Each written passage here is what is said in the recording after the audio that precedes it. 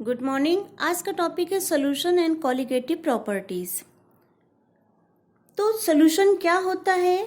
A homogeneous mixture of two और more than two components. यहाँ पर तीन वर्ड इंपॉर्टेंट हैं, homogeneous, mixture and component.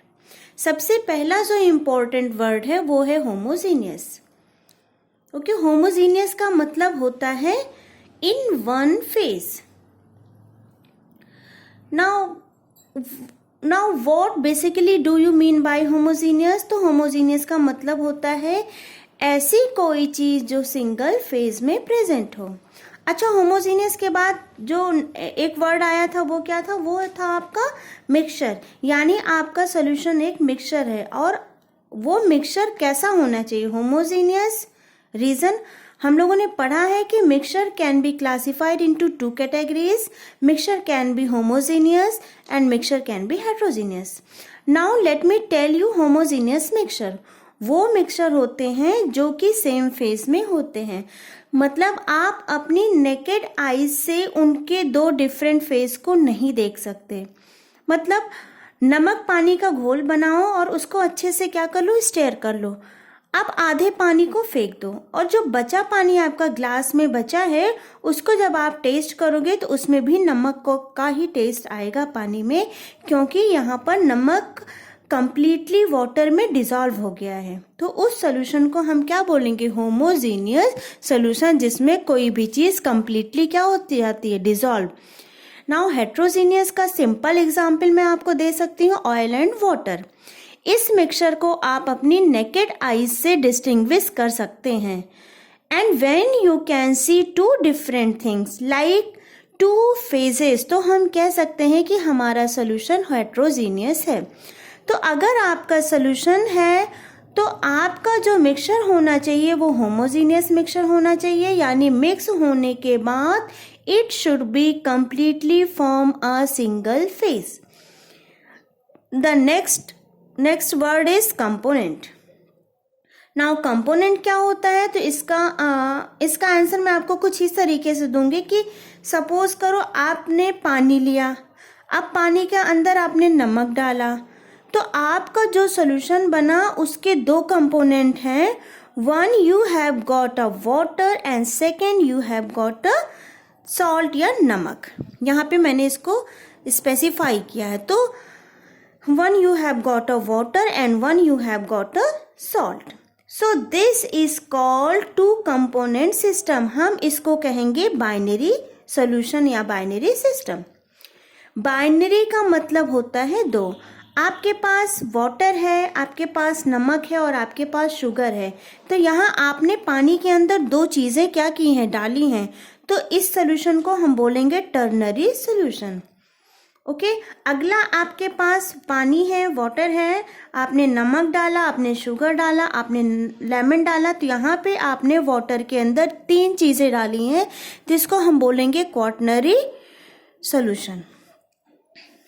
Okay, तो अब ये जो सॉल्यूशन बना है ये क्वाटर्नरी सॉल्यूशन आपका बना है। अब समझते हैं सॉल्यूट और सॉल्वेंट को। सॉल्यूट क्या होता है और सॉल्वेंट क्या होता है? मान लो आपने यहाँ दो कंटेनर लिया है। एक कंटेनर में आपने पानी डाल रखा है और ऊपर से आप शुगर ऐड कर रहे हो। तो यहाँ जो सॉल्वेंट है वो आपका क्या हो जाएगा? पानी हो जाएगा। शुगर आपका क्या हो जाएगा? सॉल्यूट। अब एक काम करते हैं, कहानी को पलटते हैं। आप दूसरे कंटेनर में शुगर ले लो 1 kg के अराउंड, और अब आप ऊपर से ड्रॉप बाय ड्रॉप पानी डाल रहे हो। तो अब बताओ यहाँ पे सॉल्यूट और सॉल्वेंट क्या है? तो जाहिर सी बात है डिजॉल्व तो चीनी ही होने वाली है, चाहे हम पानी को चीनी में डालें या चीनी को पानी में डालें। बट यहाँ एक डिफरेंस है, जो चीज़ लार्ज क्वांटिटी में प्रेजेंट है उसको सॉल्वेंट बोलेंगे और जो चीज लेस क्वांटिटी में प्रेजेंट है उसको हम सोल्यूट बोलेंगे। ओके, तो इस केस में यहाँ पे वाटर क्या है? आपका सॉल्वेंट है, और इस केस में शुगर क्या है? आपका सोल्यूट। इस केस में वाटर आपका क्या है? सोल्यूट है, और शुगर आपका क्या है? सॉल्वेंट। तो ओवरऑल जो कंक्लूजन निकल के आ रहा है कि तो आपका ये जो सॉल्वेंट है वो एक्सेस में होना चाहिए और सोल्यूट आपका क्या होना चाहिए? लिमिटेड। इसको समझने का एक और तरीका है, मान लो मान लो मुझे कभी भी आपको ये समझाने में कंफ्यूजन हो कि एक सॉलिड है और एक लिक्विड है, तो सोल्यूट कौन होगा, सॉल्वेंट कौन होगा। हमको कैसे पता चलेगा कि अगर हमको किसी ने कहा कि चलो मैं क्वांटिटी नहीं बताती हूँ, और अभी तो मैंने आपसे कह दिया है कि आपके पास शुगर है और शुगर कम क्वांटिटी में है, तो आपको समझ में आता है कि यहाँ पर शुगर सोल्यूट है। अब मैं आपसे कह रही हूँ कि शुगर ज़्यादा है, डैट सिंपली मीन्स शुगर किसका काम कर रहा है, सॉल्वेंट का। लेकिन अगर मैं आपसे कहूँ कि मेरे पास एक सोल्यूशन है जो मैंने नमक और पानी से बनाया है, मुझे नहीं पता नमक कितना है, मुझे नहीं पता पानी कितना है, यहाँ मैंने आपको क्वांटिटी स्पेसिफाई नहीं की है। अब अगर मैं कहती हूँ यार प्रॉब्लम ये है कि दोनों को मिक्स करने के बाद मुझे जो सोल्यूशन मिला वो लिक्विड मिला, तो इसका मतलब क्या हो गया, इसका सिंपली मीनिंग हो गया कि आपके पास एक कंटेनर में क्या था, पानी था। लेट्स से आपके पास एक कंटेनर है बी जिसमें क्या है, पानी है, और दूसरा कंटेनर ए में आपके पास क्या है, सॉलिड, ठीक है, यानी NaCl। इसको हम थोड़े टाइम के लिए NaCl कंसीडर कर लेते हैं, इसको हम थोड़े टाइम के लिए वाटर कंसीडर कर लेते हैं। आप दोनों को मिक्स करने वाले हो। Now you are going to mix करने के बाद आप A+B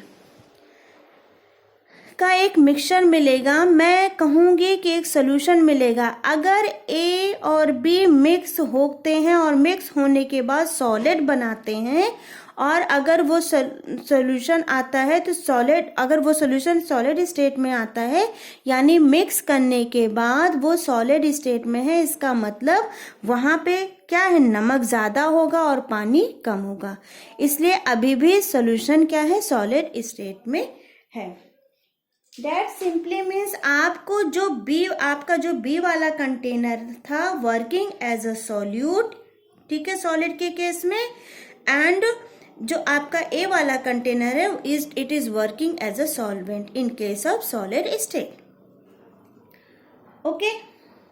और अगर आपका A और B मिक्स करने के बाद सोल्यूशन लिक्विड स्टेट में आता है, तो डैट सिंपली मीन्स यहाँ पर लिक्विड ज़्यादा रहा होगा, ओके। तो उस केस में मेरा जो A कंटेनर है वो इट एक्ट एज सॉल्वेंट, तो इस केस में मेरा जो A कंटेनर है वो सॉल्यूट की तरह काम करेगा, और जो मेरा B कंटेनर है वो सॉल्वेंट की तरह काम करेगा, ओके। तो यहाँ से आपको ये समझ में आया कि डिपेंडिंग अपॉन फेज, अगर आपके पास दो कंपाउंड है, एक सॉलिड और एक लिक्विड, तो depending upon phase that solution हम उसको क्या कर सकते हैं, क्लासीफाई, कि मेरा जो सोल्यूशन है उसमें सोल्यूट क्या हुआ होगा और सॉल्वेंट क्या हुआ होगा। इस मेथड को हम फेज मेथड भी कहते हैं, क्योंकि यहाँ पर आप फेज देख के पता लगाते हो कि आपके सोल्यूशन में सोल्यूट कौन सा हुआ होगा और सॉल्वेंट कौन सा हुआ होगा। Thank you.